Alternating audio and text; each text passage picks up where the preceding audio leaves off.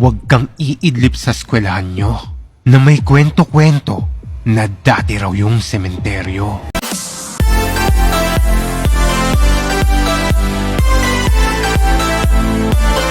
Aralan namin, di na bago sa aming mga guro at mga residenteng nakatira malapit doon na makakita o makaramdam ng mga multo, espiritu, ibang elemento at minsan mga malalakas na multo dahil ang aming paaralan ay katabi lamang ng sementeryo. Ako nga pala si Jun at ang kwento ko ay nangyari noong nasa grade 2 ako. Maghahapon na noon at ang lakas ng ulan. Dahil nga hapon na at medyo tinatamad at inaantok na rin ako, hindi ko na malayan. Bigla na lang akong nakaidlip. Tapos maya-maya, bigla akong nagising dahil sa dumadampi sa akin na malamig na hangin.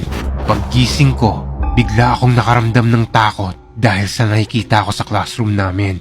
Hindi ako makapaniwala sa nakikita ko ng mga oras na to kasi hindi yun mga kaklase ko at yung guro ko, yung nasa loob ng classroom namin. Mga nilalang sila na animoy nakikinig at nag-aaral din pero hindi sila mukhang mga buhay na tao. Mukha silang biktima ng kung anong pangyayari dahil duguan ng mga yon at punit-punit ang mga ibang parte ng damit nila. At animoy nakatingin lang sila sa iisang direksyon ng pisara ng classroom. Grabe yung takot at kaba ko ng mga oras na to dahil hindi ko alam kung tama ba yung nakikita ko hanggang may isa sa kanila ang nagsasalita. May bago ata tayong classmate. Nakaupo siya sa may likuran. Dito na nalaki yung mata ko nang biglang nagtinginan lahat yun sa akin at lahat sila duguan at wasak-wasak ang muka. Tapos bigla akong nahimatay sa takot hanggang nagising na lang ako. Nasa klinik na ako at yung klinik pa namin noon ay parte ng principal's office at hinati lang yun para magkaroon ng klinik sa aming paaralan. Tinanong ako ng mga guru namin kung bakit daw ako nahimatay. Bigla akong naalala yung mga nakita ko at nanginig ako sa takot at halos hindi ako makapagsalita.